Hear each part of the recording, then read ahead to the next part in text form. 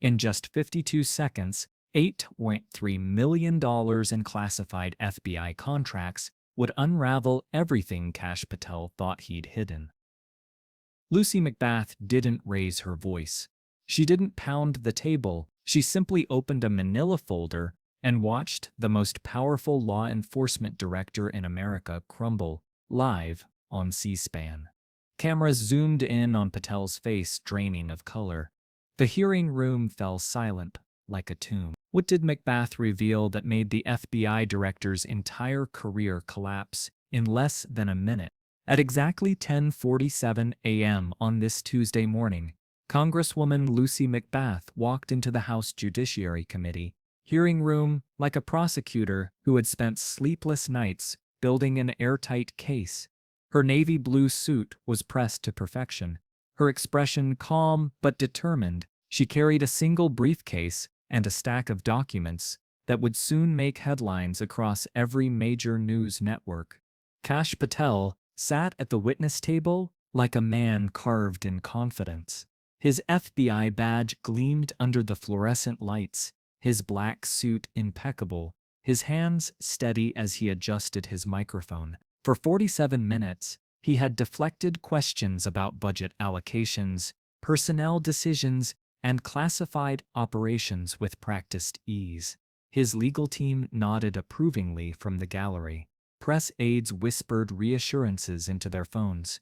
But Lucy McBath had been waiting for her turn. "Director Patel," McBath began, her voice cutting through the chamber's buzz like a scalpel.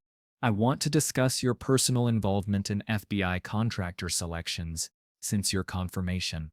Patel's jaw tightened slightly. "Congresswoman, all contractor decisions follow strict federal guidelines." "Let me stop you there." McBath held up her hand, her wedding ring catching the light. "Are you familiar with Meridian Security Solutions?" Silence. 3 seconds. Cameras focusing. Patel's legal advisor leaned forward, whispering urgently in his ear. "I need to review my records to provide specific details." "No need." McBath opened her folder with deliberate precision. "I have them right here." The hearing room tension became palpable.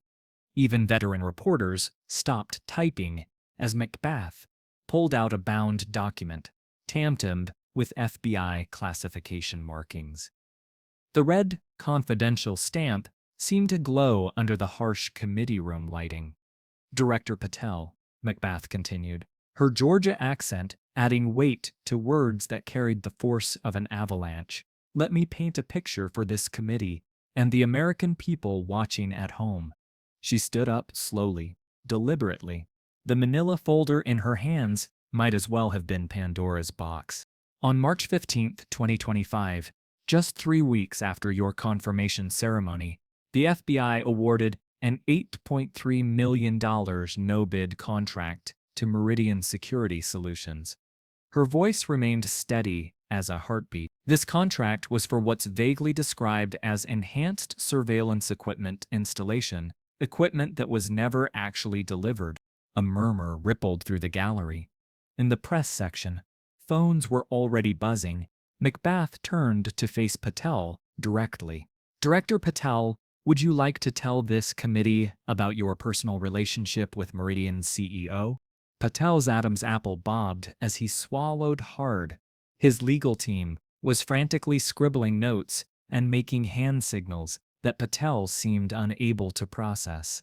"Congresswoman McBath," Patel began, his voice carrying a tremor, "I want to assure you that all FBI contracting procedures—" "Stop!" McBath's single word cut through his prepared statement like a blade. "Director, you're under oath. I'm asking about your personal relationship with Rajesh Patel, CEO of Meridian Security Solutions." The silence stretched like a taut wire. Patel's hands trembled as he reached for his water glass. His wedding ring clinking against the glass, his face had gone from confident tan to pale gray in seconds. "I'm not sure what you're implying, Congresswoman," Patel finally managed, his voice cracking. McBath's expression didn't change. "I'm not implying anything, Director. I'm stating facts that your own FBI's financial records confirm. She turned to the second page with theatrical precision. Meridian Security Solutions, incorporated just weeks before your firm, is owned by Rajesh Kash Patel, your younger brother. The explosion was immediate. Gasps rippled through Congress like a shockwave, followed by chaos as 100 conversations started at once. Chairman Nadler's gavel banged repeatedly, but the sound was lost in the cacophony. In the gallery, FBI Deputy Director Chen had gone pale, frantically texting on her phone. Republican Congressman Jim Jordan was staring at his notes with the expression of a man watching his talking points evaporate. Even partisan Republican members seemed to understand that family corruption allegations were political quicksand. Patel's voice cracked as he began. Any suggestion of impropriety is completely. McBath cut him off sharply. Director, did you disclose this relationship when the contract was awarded? The silence that followed stretched for 7 excruciating seconds. Every person in the chamber could feel the weight of the moment. Even seasoned congressional reporters later described it as the most tension-filled pause in hearing history. Finally, Patel stammered. All disclosure requirements were, I followed proper procedures. That's not what I asked. McBath's voice remained calm, but her eyes were laser-focused. Did you or did you not disclose that Meridian's CEO is your brother when the FBI awarded him $8.3 million in taxpayer funds? Patel's legal team was frantically shuffling papers. His press aides had gone white as sheets. In the gallery, FBI Deputy Director Sarah Chen looked like she wanted to disappear into her seat. The disclosure process is complex. Patel began weakly. It's a yes or no question, Director. Another pause followed, this one lasting 4 agonizing seconds, as cameras captured Patel's every micro-expression. The zoom slowly tightened on his face, showing beads of sweat forming at his hairline. No, Patel whispered, his voice barely audible even through the microphone. I did not formally disclose the relationship. Twitter exploded. Patel resigned started trending within minutes. Fox News cut to breaking news coverage. CNN interrupted regular programming with a Chiron reading. FBI Director admits to undisclosed family contract. But Lucy McBath wasn't finished. She had spent 4 months building this case, following a paper trail that wound through shell companies, cryptocurrency transactions, and Delaware incorporation records. Every document had been verified by 3 independent sources. Every fact had been cross-referenced and confirmed. This wasn't political theater. This was methodical destruction. Director Patel, she continued, her voice cutting through the residual chaos like a lighthouse beam through fog. I want you to look directly into camera 3, the one transmitting this hearing live to 67 million Americans, and tell them how many other contracts the FBI has awarded to companies with ties to your family members or personal associates since your confirmation. The request was brilliant political theater. By asking Patel to look directly into the camera, McBath was forcing him to address the American people directly, turning what should have been a routine congressional oversight hearing into a moment of national reckoning. Director Patel, how many other contracts has the FBI awarded to companies with ties to your family members or personal associates since your confirmation? Patel's face had drained of all color. His normally perfectly styled hair was beginning to show signs of sweat. His hands were visibly shaking now, and his legal team was engaged in what appeared to be barely controlled panic. Attorney Marcus Kellerman was frantically whispering instructions that Patel seemed unable to process. I would need to conduct a comprehensive review of all departmental contracts, Patel began, but his voice was so weak it barely carried beyond the witness microphone. I've already done that for you. McBath pulled out a second document, this one even thicker than the first. 17 contracts totaling $47.2 million, all awarded to companies with direct ties to Kash Patel's personal or family network, all without proper disclosure. The hearing room had gone from tense to explosive. Chairman Jerry Nadler was banging his gavel, trying to restore order as reporters scrambled for their phones. In the gallery, several FBI officials were already heading for the exits. "Director, do you believe the American people deserve an FBI director who follows the same laws he's sworn to enforce?" McBath asked, with devastating calm. Patel's voice was barely a whisper now. "Of course, but the context of these decisions—" "The context is crystal clear, Director," McBath interrupted. "You've used your position to enrich your family to the tune of nearly $50 million. That's not a mistake. That's corruption." The word hung in the air like a verdict. Patel's legal team was now having animated whispered conversations. His press aides were visibly panicking. In the press gallery, every phone was buzzing with breaking news alerts. Within 52 seconds of McBath's final statement, Congressman Adam Schiff was on his feet, demanding Patel's immediate resignation. Within 2 minutes, Republican Congressman Ken Buck had joined the call. Within 5 minutes, even Trump loyalist Matt Gaetz was distancing himself from the FBI director he had once championed. The avalanche had started, and there was no stopping it.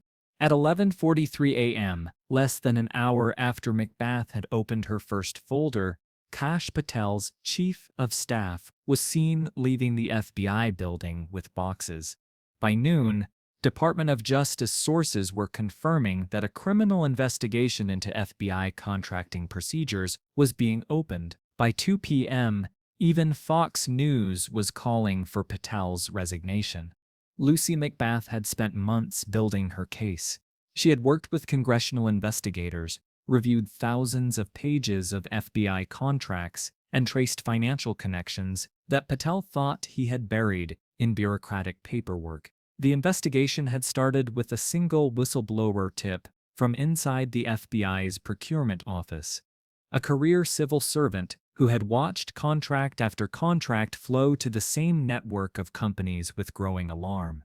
McBath's team had worked nights and weekends, following money trails through Delaware shell companies, tracing cryptocurrency transfers that were supposed to hide the family connections, and interviewing former FBI contractors who described a systematic pattern of favoritism that went far beyond normal government inefficiency. She had consulted with former federal prosecutors, ethics experts, and even retired FBI officials who confirmed that what they are seeing was unprecedented in scope and brazenness. Most government corruption involved thousands of dollars, maybe tens of thousands. This was systematic family enrichment on a scale that dwarfed most corporate fraud cases.